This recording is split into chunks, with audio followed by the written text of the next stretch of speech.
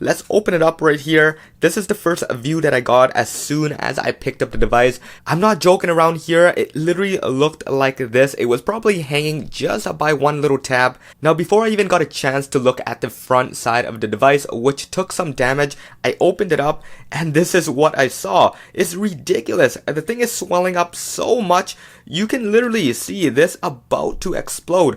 Now, I'm going to be comparing this right next to one that is working. I'm going to see if it even boots up now. But look at the size of this. I'm not even sure how this case even held on. It literally looks like the thickness of the phone itself. The adhesive is no longer stuck to it. Now let's flip over to the other side. And this is where I started noticing the damages.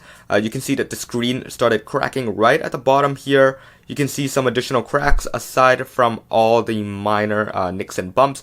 You can see one really substantial one right across the screen here. I'm still blown away at the sheer size of this thing. It is so thick right now. Now I went ahead and took the screws out of this thing. It's sitting over there and I'm going to use this little pry tool just to pry this little tab open. Alright, with that off now, it is loose. You can see that the battery itself is no longer stuck to the adhesive. It seems like it just pulled away by itself. I am thinking this thing is literally hours away from exploding if it was still inside of this device.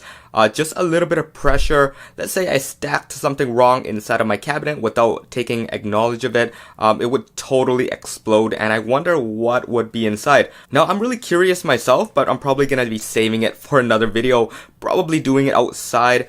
Maybe chucking a rock at it or something. But look at this. It's like a cushion. Super squishy. Now I wonder if the device still works when I put a brand new battery in it. I tried charging this thing up, which was the stupidest idea. It got a little bit warm before I just took it out completely. I'm going to set this aside. I'm probably going to be just setting it somewhere outside of my home for now.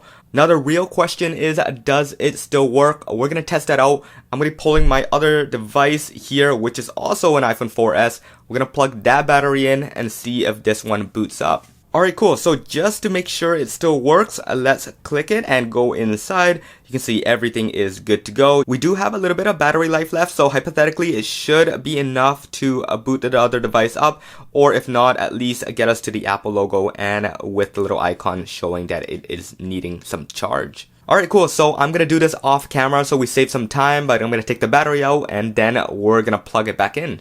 Alright, so that took some time because the adhesive was so sticky in the back, but there we have it, the original battery of the iPhone 4S. Now let's compare it side by side with this one here, which is ridiculous in the size. It's literally like double the thickness. And yeah, let's go ahead and plug this one in. Hopefully, fingers crossed that it does boot up. See if it survived in the end. Now I'm going to do this extra careful because I don't know if I'm going to get shocked or not. I do know that it got a little bit corroded right at the connectors there. Let's connect it in. We're good to go. And forget about just putting the back. Let's go turn it on. Alright, so I've been pressing this thing for roughly about 30 seconds now. And no signs of life whatsoever. Kind of sad. I'm not seeing anything. Yeah, it looks like this thing is completely dead.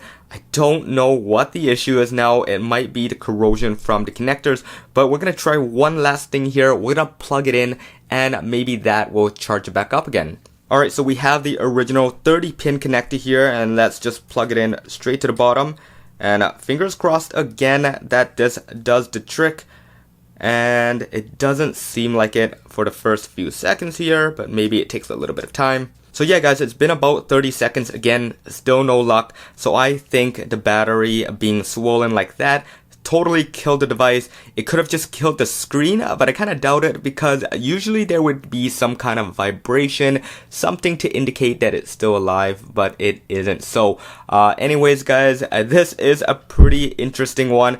If you enjoyed it, make sure you guys hit the subscribe, that bell notification, leave me a comment on what I should be doing with that battery at the back there and some of the other devices. And this should wrap it up for this one. Hope you guys enjoyed it once again. This is John. Peace out.